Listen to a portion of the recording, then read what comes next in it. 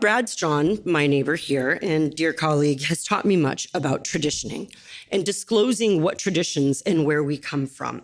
But I want to introduce myself. Around these auditoriums and hallways, I have been known as PowerPoint Pam. I love PowerPoint.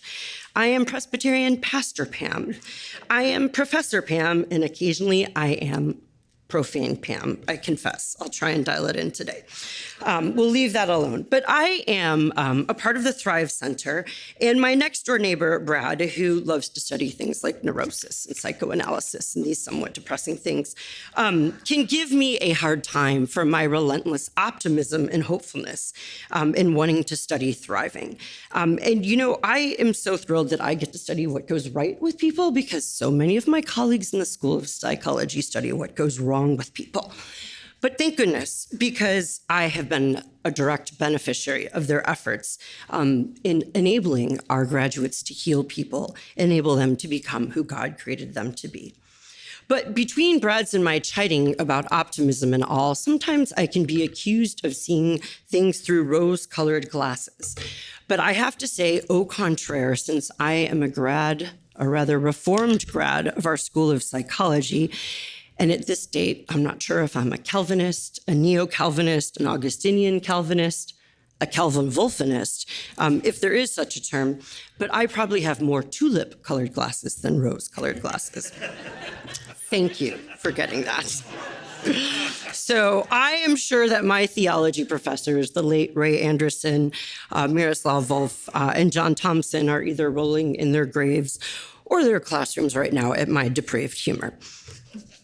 So today, I want to take some time to highlight some of the especially meaningful and profound comments and assertions that Peter has raised and made, and think about, from some psychological perspectives, how different psychological theories might give us a grip on which to study grace, and also maybe inform some of our liturgies and our practices. And I would like to raise some additional points for potential research. So I have to confess, and I hope that's okay, in a religiously inflected space, that as a minister of the Word and Sacrament, there are a few things that really make me experience the fear of God. One is preaching from the Word of God. And the second is approaching concepts like grace. If we fully wrap our minds around grace, which is part of the point that we can't, but when we subject ourselves to experiencing God's grace, what a holy concept. How can words, PowerPoints, anything begin to describe or explain the radical gift of God's love, the radical gift of being known and loved and mattering and forgiving? So I find myself a bit dysregulated this morning. And actually, as I thought about grace and practices that we have to cultivate our capacities to be attuned to these religiously inflected moments, I thought emotion regulation is really important. We can meditate. We can be still, we can be silent. We can raise our voices in corporate harmony. We can move frantically and frenetically with one another in worship and excitement to create communal corporate spaces to contemplate God's grace. But it's really hard to grasp our minds around. And so today I come a bit dysregulated. And as I thought about emotion regulation, I thought with grace, in perhaps these religiously inflected spaces, perhaps emotion dysregulation is part of the point. Grace should dysregulate us. Grace should knock us off our rocker. Grace should make us not quite think straight. And in fact, in my Reformed tradition, as we think about grace, it's not very linear. We have been justified by the blood of Christ on the cross. Talk about dysregulating the blood of Christ. But that happened before, and our lives go on. So today, as I think about grace with you, I'm going to take permission to be less than linear in my approach to reflecting on grace with you. But before that, I want to comment on Pete's talk and how much I appreciate the illuminating and helpful definition of grace, which paves really important conceptual ground for social scientists to begin to explore not just the function of grace, but also the nature of grace, at least of people's perceptions of divine grace. I want to comment on the significance of Barclay's 6 perfections of grace, also pointing to the limitations of propositional integration, that even when we get our propositional ducks in perfect order, 6 perfect orders, God's superabundance is in excess of our comprehension. And we are dropped then at the doorway of experiential integration.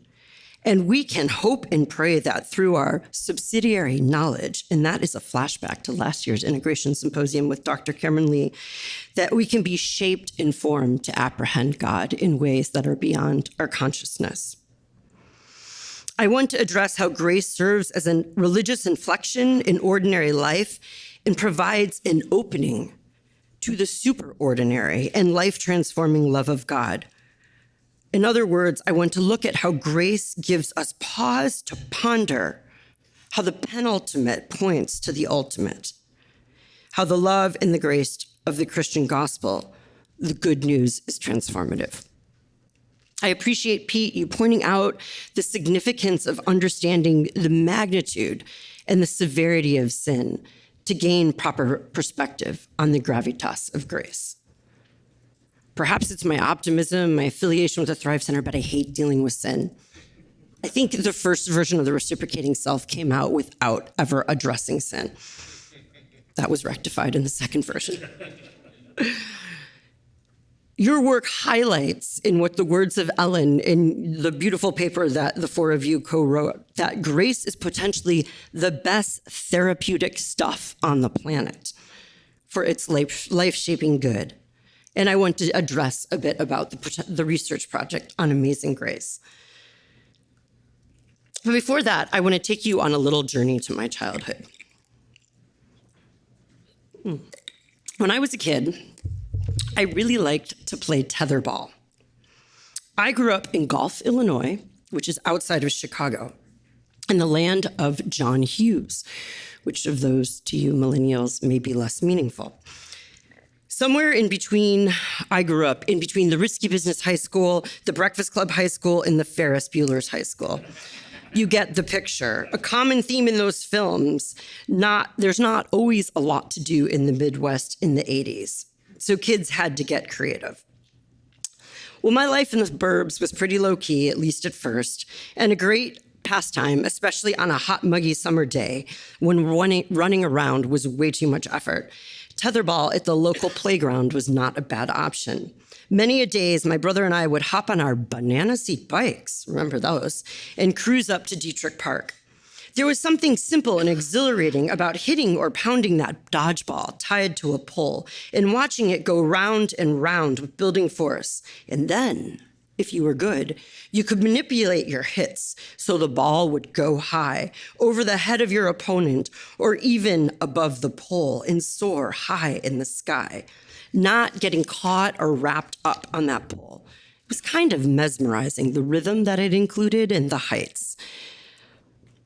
Well, tetherball was fun until my younger brother got stronger than me, and then he dominated the game. But for a while, it was fun. And in my work on thriving, I've been thinking a lot about this concept of tethering lately. It occurred to me in my work as a developmental psychologist, and then also as a parent. I have 3 tweens and teens. I began asking myself, what are kids today tethered to? I don't mean like, what are they glued to, like their devices? But what are they tethered to that allows them to soar? And to soar with vitality and boldness, and not just fly off into the horizon.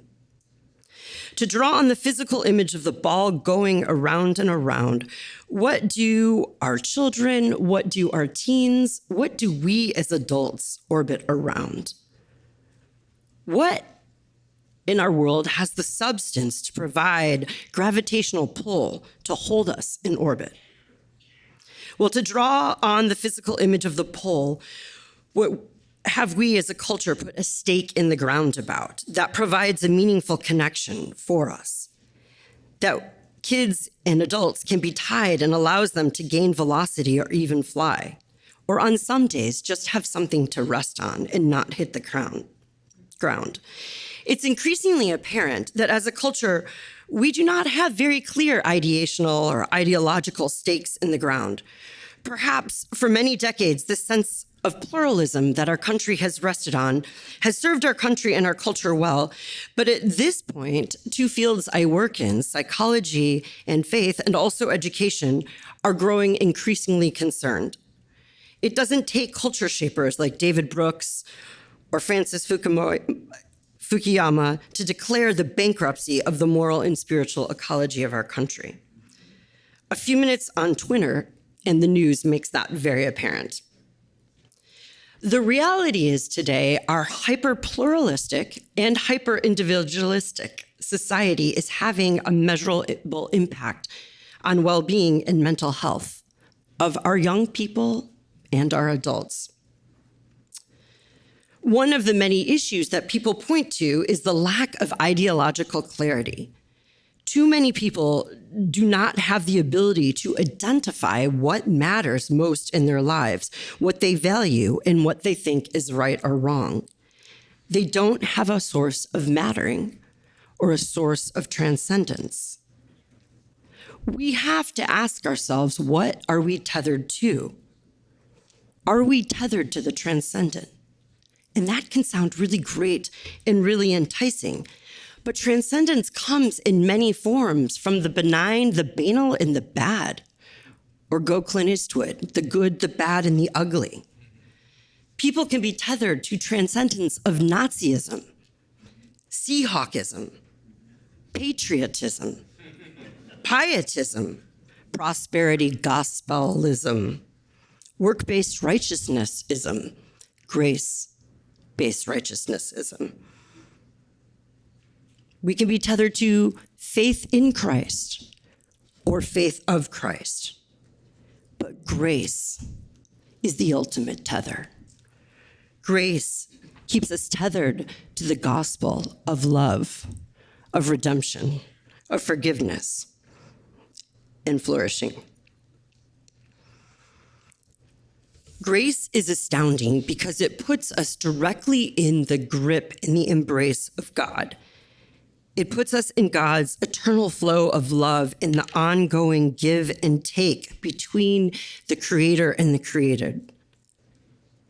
The embrace of love and renewal, of being known and mattering.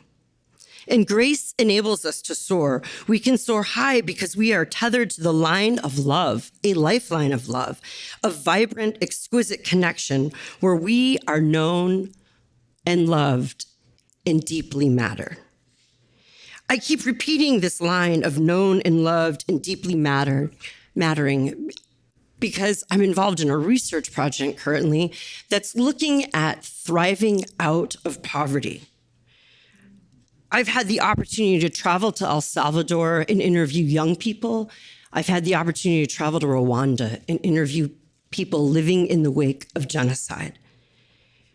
This research collaboration is with a program you're probably familiar with, Compassion International, which is a faith-based child sponsorship program.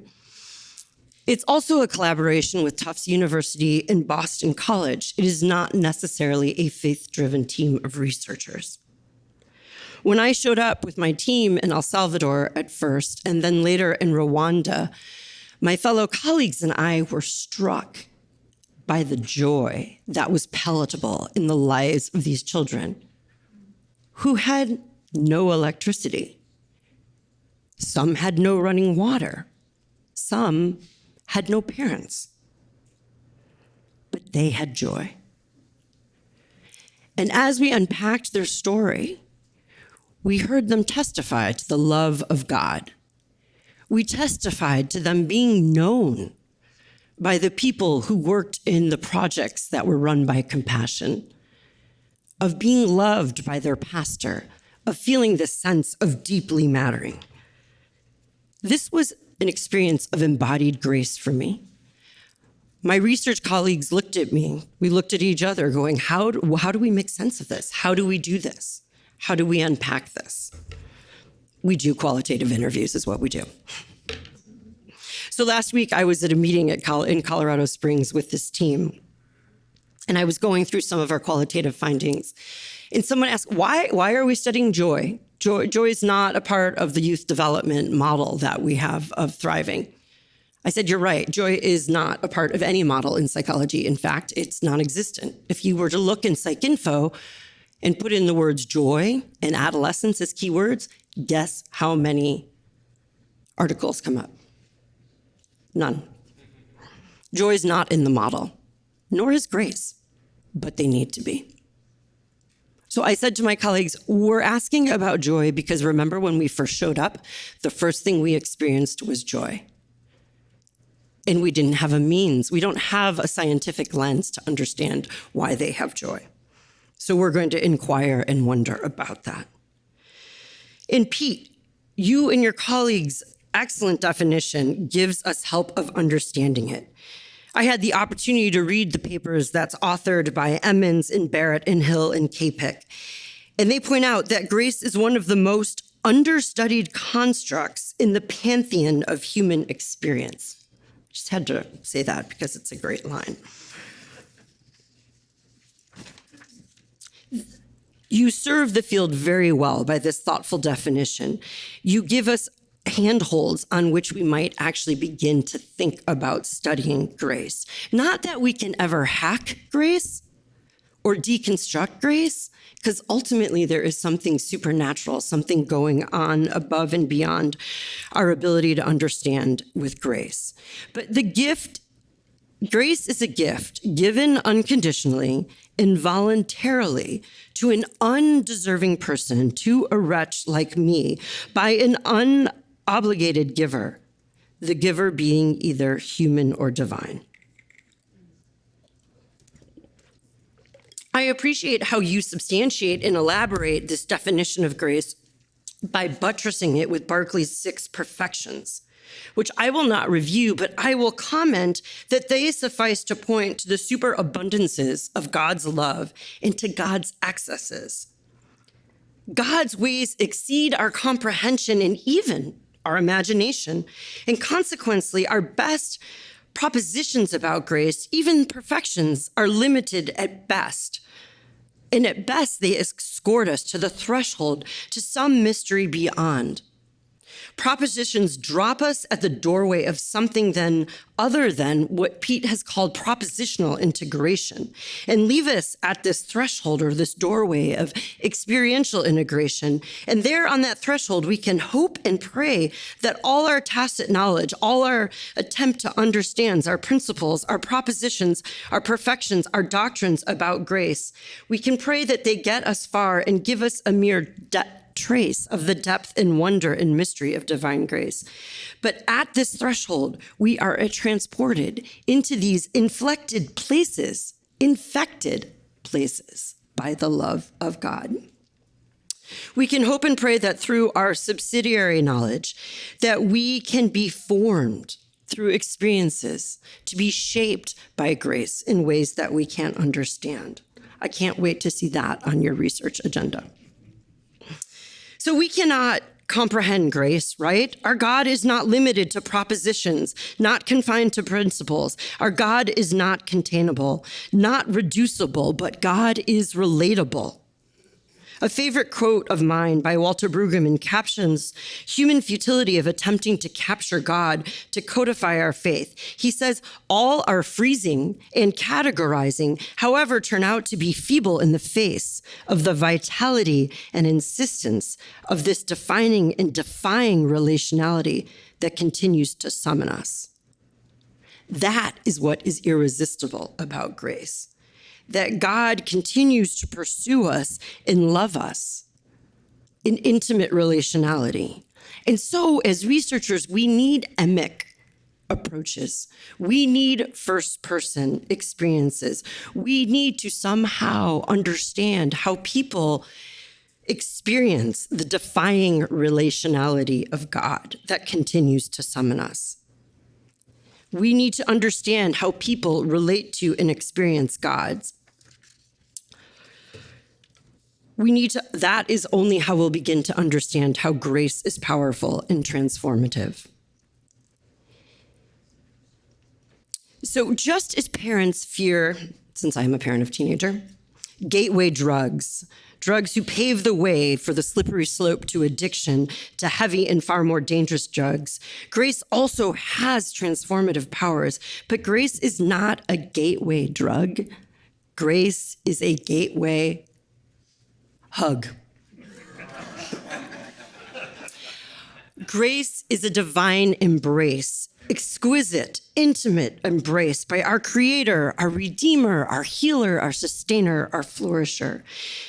For it is an inflected moment of grace where we live out our religion, and we do so not alone, but in the embrace of God, where we are known and loved and matter, just like I experienced those children and youth in those faraway countries. So we cannot reduce God, but we can relate to God, and our research needs to include how to understand that. So as I said earlier, the 6 perfections are insightful and clarifying, and they point us towards potential empirical research questions, but they only take us so far in getting grace. So in terms of comprehending grace, you can take that off your list. You can get it out of your Asana program, your Slack, your Todoist, or if you're old school, check it off your sticky note. We cannot wrap our minds around grace. We have to wrap our lives around Christ.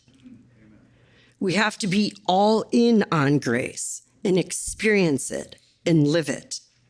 And I'm bummed about that because I'm a professor and I get paid the big bucks, well, maybe not, to understand complicated concepts like grace. I'm PowerPoint Pam. And you know what? No matter how awesome a template I could find, even if I took one of Mako Fujimura's paintings and used it as a background, I can't fit grace into a PowerPoint. So as I said, these propositions, these perfections are helpful, but they only drop us at the doorway of experience. For another Brueggemann quotation, we are not beholden to a set of ideas, but we are beholden to the cross. We are beholden to Jesus Christ. Therefore, grace is not understood as an equation, death plus blood equals atonement, but grace is an encounter. And this is important because grace is so powerful and it is so alive that it has radical reorienting effects on people's lives. We need research that will not only take us to the threshold of inflected spaces, but that also carries us beyond the realm of principles and ideals and into the subjective experience and reality of God's beloved, where we are claimed and inflamed by God's love. So, as referenced by Dr. Hill yesterday, in William James' words, spirituality is the hot place in a person's consciousness. The group of ideas which, forgive me the translation, she devotes herself, and from which she works. As the habitual center of personal energy, how do we understand this hot center? He called it a sacred mooring. How does grace achieve the effect of moving one sense of meaning from an autonomous centeredness, William James said, to a sacred mooring? And how do we do this in such a way that the sacred mooring is not to our own autonomy, that we supercenter the self as our hot center? We don't want to sanctify self-actualization. Grace is different. Grace sanctifies the self as God's beloved creation, but it also guarantees that we decenter ourselves as our own sacred mooring. Grace affirms the sacredness of self, but points to the necessity of others. Points to the necessity of the capital O other to God. Grace is too big to hold on to. I love the word, Pete, when you said we cling to grace. But we can't be grace hoarders, can we? Grace is too big and expansive. I love the word reciprocity, and grace is just that, but it's an unequal and complicated reciprocity. We can be grace takers, but when we encounter true grace, we become grace givers. I wonder if research can look at how we understand or gain grace through praxis. If we give and offer more grace, will we be aware of more grace in our own lives? So I need to step out of my pulpit for a moment and think PowerPoint way. And I want to think a few minutes about how psychological science might give insight into why grace is so groundbreaking.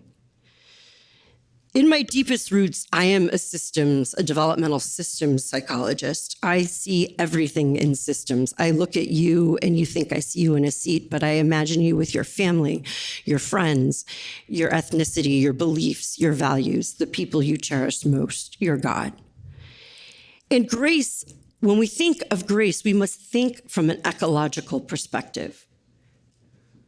A relational developmental systems person thinks of every level of the system, from the molecular to the cognitive to the affective, to our internal working models, our relational schemas. But we also think about the systems in which we are embedded, family systems, community systems, clubs, soccer systems, my chagrin some days. But we also need to think of the supernatural systems. So I understand human development to occur through interactions of the system between the patient and the therapist, the mother and the child, the school and the student. But I then think about spiritual development occurring through those same interactions. But when we think about spiritual development, we especially attune to one's perceptions of their experience of the supernatural, of God, and their response to it. So it's always this two-way interaction. How does a person experience and respond? How does the system experience and respond to the person? Grace is an important way of thinking about how we uniquely interact with God. Grace is a two-way street. There is a give and take that is beyond, as Pete pointed out, our best understanding. We also can turn to attachment theory, which provides a very helpful explanation of the potential reordering power of divine grace. So this is where we go back to grace, not as the gateway drug, but the gateway. Oh, you guys, come on, we got to wake up a little bit. Yes, the gateway hug. It's the gateway to a connection of God. And there is an immense amount of theory and empirical research that demonstrate that when people feel loved, when they have a secure base, when they have secure attachment, that provides a foundation in which they can explore and build. When we have that security, when we are known and loved, our energies are not worried and consumed about our basic needs of safety and connection and relationship. We can explore, we can dream, we can adventure, we can be bold. God is, in many ways, the ultimate secure base. Social baseline theory, promoted by neuropsychologists, Jim Cohn, and others, they actually demonstrate some of the effects of attachment and the importance of relatedness. They show how humans outsource neural processing and experience yoked brains. And you know how they study this? They actually put people in fMRI machines, scan their brain, and inflict pain on them at the same time, and look at how their brains receive and process the pain. I wish we had their IRB committee, because ours is really hard and we'd never get that through. So that's one thing they do, and then they stick another person in an fMRI machine next to them and have them hold hands. They do these experiments by holding hands with strangers and holding hands with those you love. And guess what? When people hold the hands they love, they feel less pain. And the person they are holding hands with feel their pain. We are embodied beasts of connection. We feel and bear one another's pain and joy. When we are yoked, that lightens the cognitive load. When we are yoked to one another, that lightens our cognitive load. But grace is the ultimate yoke that connects us with God. How might then grace impact how we process pain physically? Do you know there's actually studies going on that are beginning to explore, or at least hypothesize, based on socioepigenetics, that demonstrates that our environment impacts how our genes are expressed, that they're looking to explore how one's perceived relationship with God might even impact our genetic expression. That leaves us asking, can grace impact our genetic expression?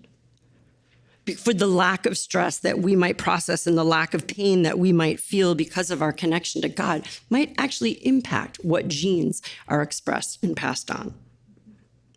This is why Ellens, in the article, which you all must read by Emmons et al., claim that divine grace is the most therapeutic psychological concept ever hatched on this planet, with life-shaping implications and applications.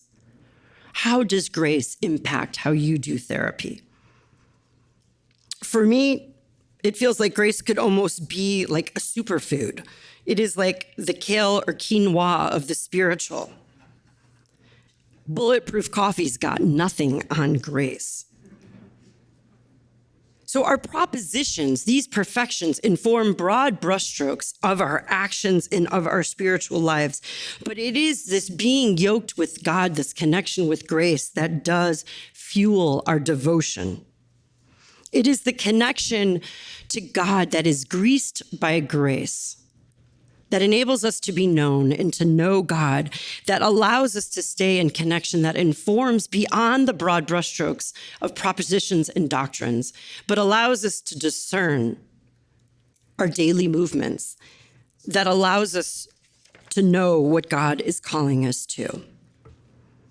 Grace gives us a vision of a yoke and being yoked to God with a burden that is light. I just want to raise a couple potential warnings about grace. I can get really excited about grace. I think it's really powerful, especially when we take an attachment lens, but we cannot see grace as some kind of panacea. It is not the liquid plumber of our personal problems. It does not function like the Drano of depression that disintegrates anything that blocks our experiences of joy and thriving and flourishing. It can be transformative, but it's not a panacea. I think we need to be careful about grace. Can perceptions of divine grace, ever be internalized in a negative way? Pete raised the issue of agency.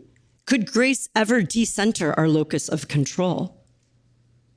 Do Christians ever feel like, oh, God's driving the parked car, it doesn't matter what I do? Does grace recenter? How does it balance intrinsic and extrinsic motivation?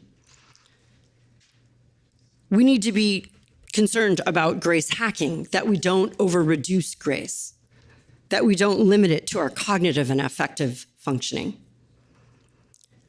The other thing I get concerned about when I think about the power of grace, and this is a classic thing in our culture, is that we might have a race for grace or chase grace, that grace would replace grit in the self-help movement,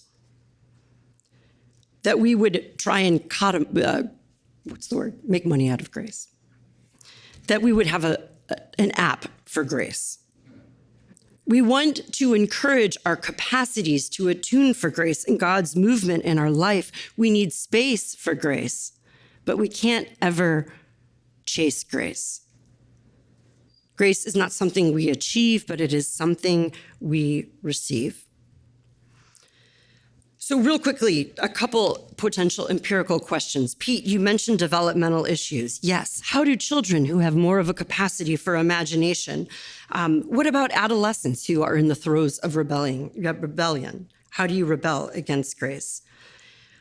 How might cultural issues that are characterized by autonomy versus community or divinity, experience grace? Do people need to share experiences of grace? Classic youth development research looks at the intensity, the frequency, and duration of exposure to interventions. How might the intensity, frequency, and duration of inflected moments like grace change us? How might emic approaches help us understand grace?